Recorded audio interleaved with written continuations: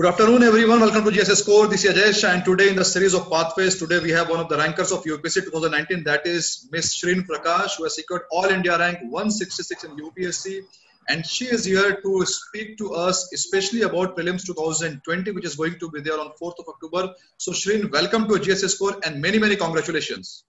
Thank you.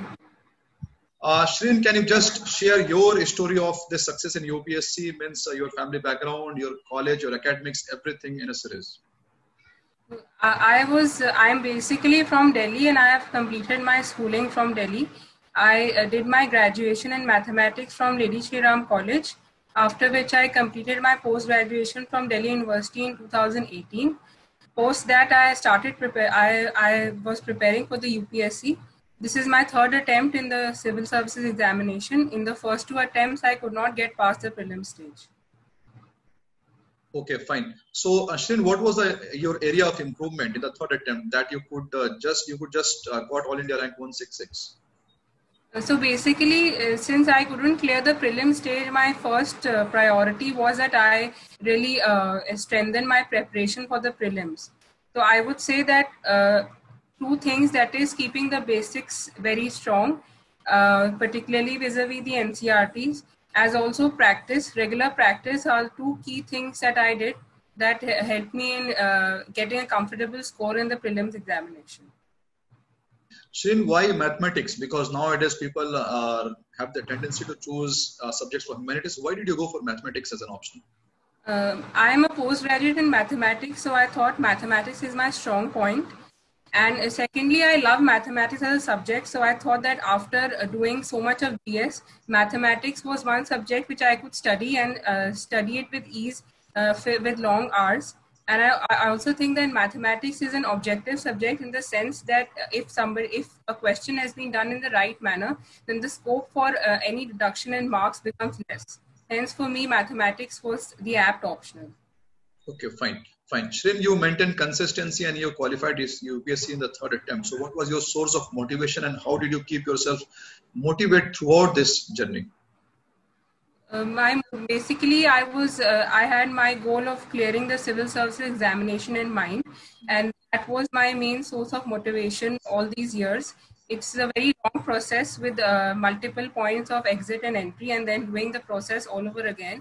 So one has to keep their goal clear and always be patient and persevering. Secondly, my parents also motivated me, and they kept their belief in me even when I was even when I did not feel very confident the second time I didn't clear the prelims. So hence, this was the source of motivation. Okay. So Shreen, you're from Delhi. You have done schooling from a good school and again college from a great college like Lady Shri Ram College. So do you feel that our past academic background, including schooling, college, that pays us somewhere in the UPSC? It may pay in the sense that there may be conceptual clarity vis-a-vis our academics. However, I don't think that our academic background is the sole factor of success in this examination. Having the right strategy in place, reading from the right sources, more importantly, having confidence and belief in our goals and in oneself is the most important thing that one needs to have to clear this examination. And not the fact that a strong academic background or any such thing is the only role. Okay. Shreen, if you look the past 3 years of journey, then do you feel that there are some mistakes which often the freshers or the aspirant who are totally new to this UPSC, they commit any kind of mistakes? These days, I think that with the growth of online sources and as also even offline sources, there is a tendency to consult a large number of books and a large number of sources for any particular subject or any particular topic, because one tends to feel that maybe I have left something if I only study from one book. So the first thing is that one has to really limit their sources so that, and do those sources very well, do those sources thoroughly. Otherwise, it just becomes more of a burden to study from multiple books. So I think that is the first thing, that we need to really be strong enough to have confidence that whatever sources we have chosen with a lot of thought, we have given a lot of thought to them and we will continue with them. Although we need to keep adding new information given the fact that it's a dynamic exam. So that we need to keep in mind. However, we need to be consistent with our sources. Like we need to strengthen them and be thorough with them. And the second thing is that practice at all the stages, particularly the prelims and the mains, both is very important. When it comes to answering questions in the prelims, we really need to solve a lot of questions before sitting for the actual prelims examination. So same goes for the mains vis-a-vis answer writing. So I think these two things are very important. Okay, fine. Srinu mentioned that there are a lot of books in the market, and that is quite true. For example, even if we take the example of basic books, for example, the students are confused like we should go for old NCERT or the new NCERT or Tamil Nadu State Board or NIOS Board. So as a fresher, means I feel that UPSC is like an island, and there are multiple ways to reach the island. Every topper, they have their own strategy. So when a fresh aspirant go to the internet or when they listen to the toppers, they get to know about a lot of books. So how does a topper aspirant who is totally fresh to the examination decide that this book is best for me and I should stick to this book only? What's the strategy for that? I think that the need of an expert or a guide like you are and your faculty at your institute is that those whatever they prescribe, that is all because they have they know the various aspirants and which books they consulted. They may be in a better position to guide the future aspirants. Hence, taking advice from your teacher or any good expert is important. Secondly, any individual who embarks upon this journey has done their schooling, is also has done their graduation or is in graduation. So we can also apply our own mind and understand which book is good for us. Reading the NCERTs, whether old or new for specific subjects, is different. So vis-a-vis that, reading the NCERTs is non-negotiable. After that, one may, whatever source one thinks that is good enough, is comprehensive, that they can go for. Okay. Shrin, tell me one thing, that there are multiple copies of toppers on the website itself, right? So various coaching institutes, they upload the toppers copy. So how come an aspirant can draw maximum from these toppers copies? When it comes to the mains, basically one should look at how the candidates, the successful candidates, have approached the answer writing, how they have kind of structured their answers, what is the feedback that the person who has corrected the paper has given. So vis-a-vis that, I think that gives a good kind of a source, or one might say a guide how answer writing has to be approached. Okay, fine. Shrin, what is the right time to start for UPSC preparation? Is it after college or during the college itself one can start? This is a very kind of every individual has a different kind of a background, different circumstances. So it's not as if somebody who starts during college has an advantage. Maybe there is some sort of advantage, but one must be aware of what stage one is in life, and what the person really wants to do. For example, some people want to also have a job so that there is a backup, there is some sort of financial stability. So hence we have to think about where we are, where we want to go, and what kind of any security that we need with us before thinking about the time of starting the preparation. I started it when I was in the first year of post-graduation, because I thought that is the apt timing where I have some time for 2 years since I'm in post-graduation. I can start the preparation, and then after the post-graduation ends, then I can devote my entire time to the UPSC examination. So it entirely depends on where you stand, and that will decide when you should start the preparation. So what is the minimum time required to complete the entire syllabus of UPSC, including prelims, mains, and optional, if someone starts from the fresh?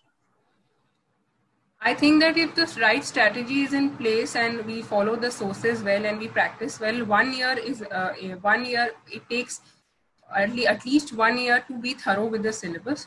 However, again, this is a very in the customized kind of a thing, wherein I have seen that some people may take lesser. However, in general, I have seen that yes, for me it took 1 year to complete the course. Okay, and what was your strategy for preparation? Did you go for integrated preparation or first prelims and mains? This was your strategy? I went in for a continuous, like an integrated kind of a study for prelims and mains.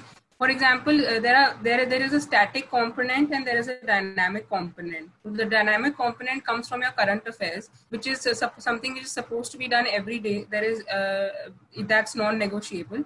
For the static component, for example, there's history, geography, and the static components of polity that can be done in an integrated manner with prelims and mains together. So whatever one has done for the prelims, for say history, for geography, for some components of polity, that can be carried to the mains.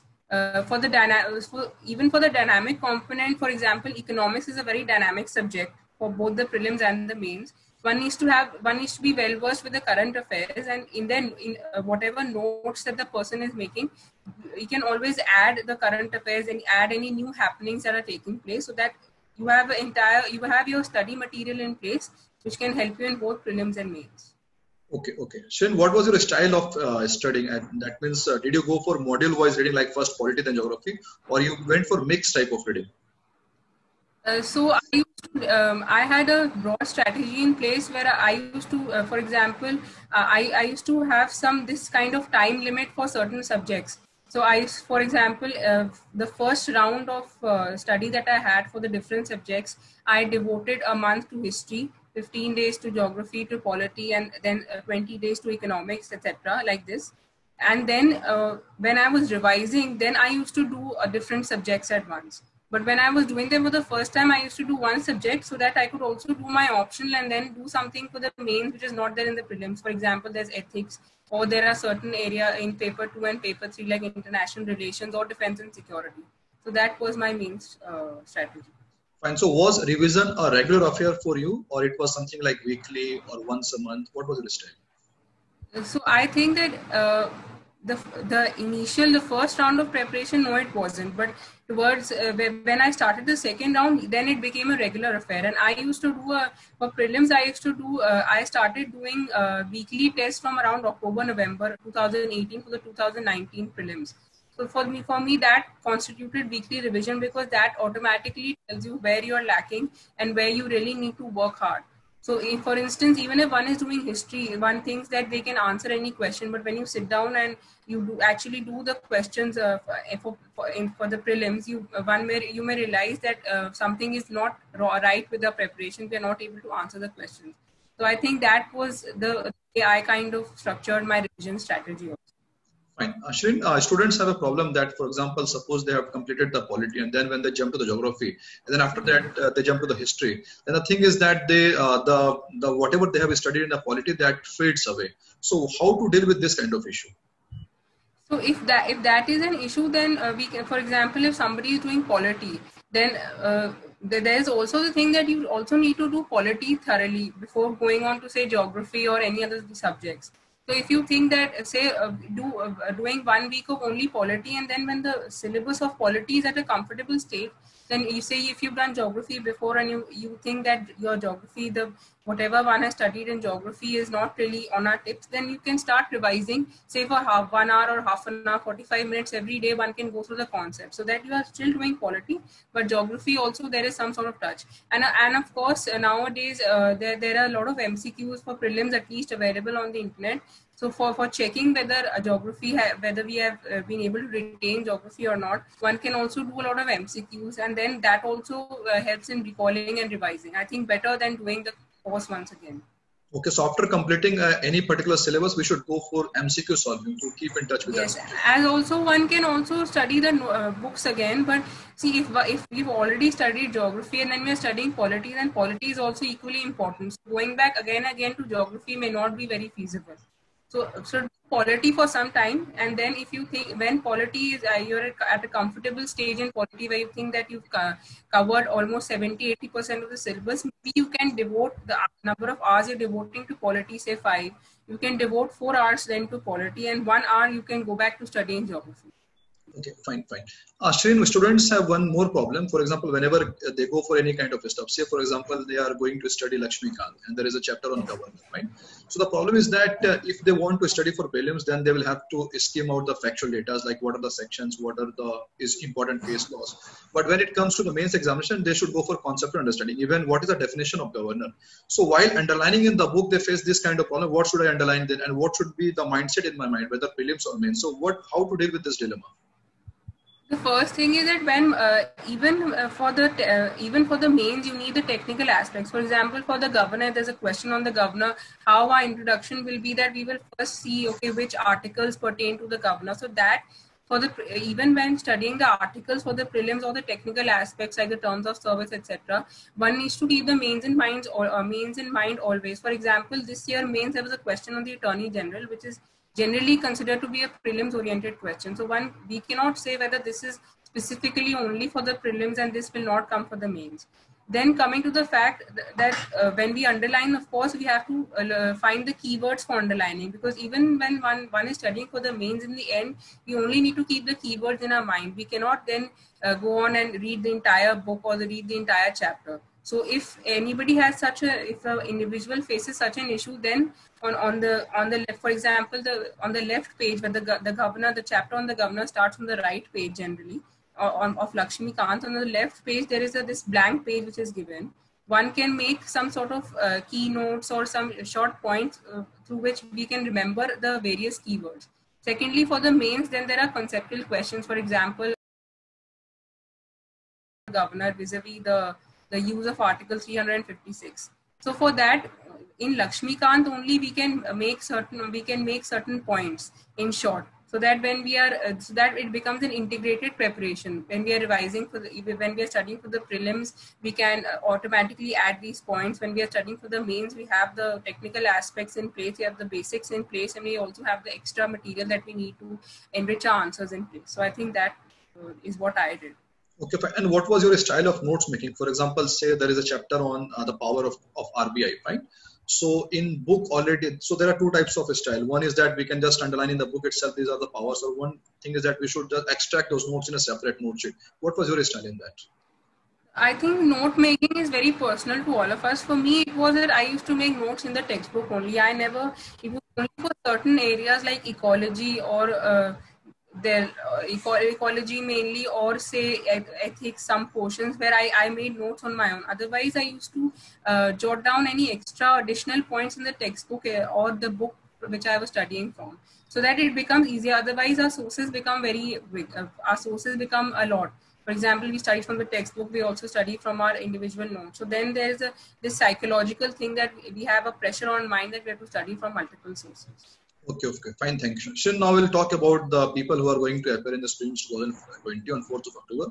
So take the example of an aspirant is there who has completed all the basic books. He has completed all the test series. He has completed the current affairs. Now, what should he go to do in the next 1 month? 1 month is there. What should they style in the next 1 month? I would say in this 1 month, preferably one should not go in for any new sources or study any new thing or anything that we have not studied before. So we should, whatever notes that they have or the textbook they are studying from, just keep revising from the textbook.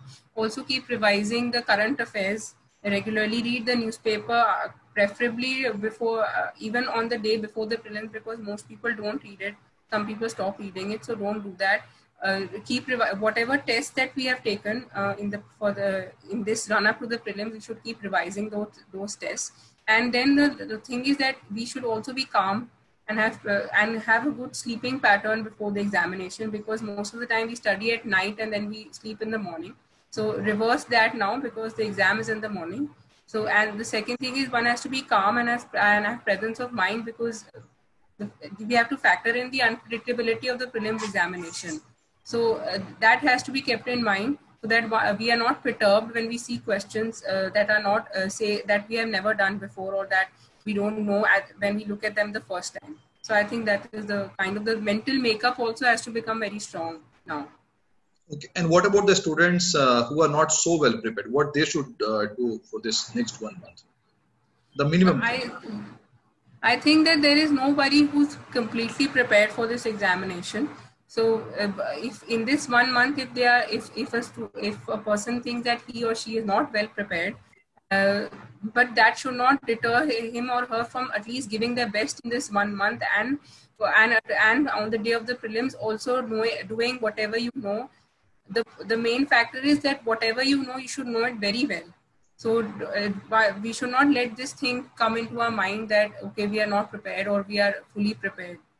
that has not to be there, and we have to be present in the situation. That is, we have to take the prelims examination as any examination, and then one can of course say that yes, I'll take a next attempt, but at least for this 1 month and for the day of the prelims, give it your 100%. It is not too late for anybody.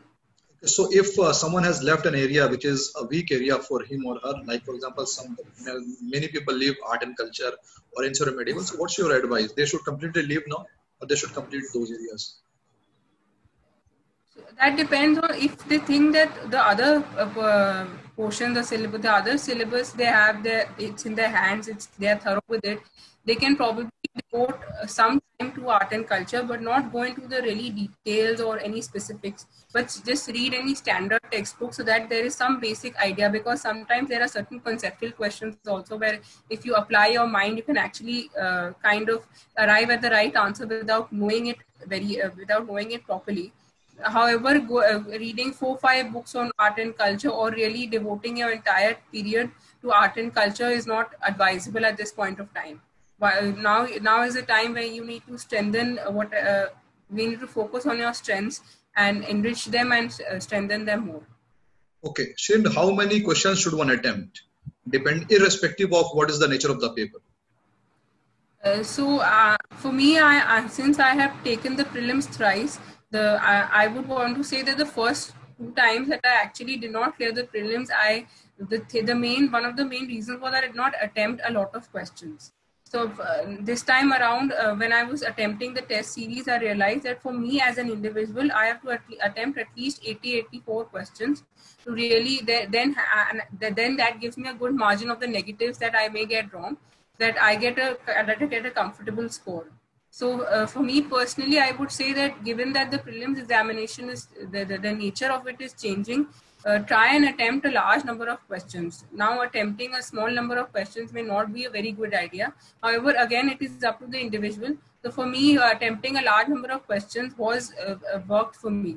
But again, there has to be some sort of intelligent guessing, because there is not possible to know a lot of questions, but that comes from practicing a lot. So if you practice a lot, we can actually get to know, okay, that this is the way certain questions are to be answered. Even if one does not know, how can one, deduce and arrive at the correct answer? So I think that is Okay, so wild guess should not be there.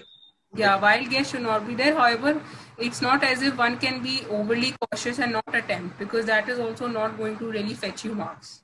Okay, fine. So can you just tell me something about how to attempt the paper? Whenever a student gets the paper in the UPSC, what should be the style of attempting the paper? So for me, I start from the first question the prelims paper, and then I go right up to the 100 questions. So in this first round, I only mark those questions which I think I know very well. There will always be questions for any student who studies seriously. There will always be questions for at least 40-50, which you know very well. And you can attempt. So that is the first round. Then when that first round gets over, I start backwards. I start from the last question, that is the 100th question. And then I move on, I see which questions, okay, I can think a little bit about them, and then again do the same kind of calculated guessing and answer them. So this becomes, this is the second round. And then of course I do, then of course I look at the paper once more and try to figure out, okay, maybe there are some questions which I may be able to answer. So this is a kind of thing. Ashrin, any tips for handling the examination pressure? So I would say that studying hard is important, but then there has to be some sort of recreation. Whatever hobby you have, you should kind of keep it alive, so that there is some sort of release of pressure. Secondly, surrounding yourself with the right people, the people who motivate you to remain positive. So many a times we are kind of surrounded by people who always demotivate us, who always kind of are trying to impress upon us the difficulty of the examination. So in this 1 month at least, surround yourself with positivity, keep working hard, and always, and the most important thing beyond all strategies and the source material that we have is to have confidence and belief in ourselves. Because without that, we cannot attempt the paper confidently. And that is the key in this examination. Nobody knows everything. But whatever you know, you should know it very well and should be confident and have faith in yourself. Okay, fine. Shrin, the last question to you. Any advice to the students because they are under stress because of the COVID? They don't know whether examination will be cancelled or it will be again postponed, and all the politics you can see going around in the NEET and JEE. So, how students should deal with this dilemma and this tension? I would say that all this tension and this dilemma will actually make us stronger to face difficulties in our life, the life that we are about to face. So, if you can, then you should kind of not really concentrate so much on this on this kind of the strategy or the dilemma that you are facing vis-a-vis whether the exam will happen or not. You should use this time to strengthen your preparation, and you should also continue to as I've mentioned before, continue to have some sort of hobby, some sort of avenue to release your pressure, and take care of your mental health. uh, Take care of your mental health, and always think about always remain positive. That is what I would say. Okay, thank you, Shrin. Thank you for joining us, and from the entire team of GS Score, we wish all Thank the you. best for the future. I thank GS Score for their guidance. I was a student of their essay and their mains test series, and their feedback helped me in improving my answer writing skills. Thank you. Thank you, Shrin. Thank you.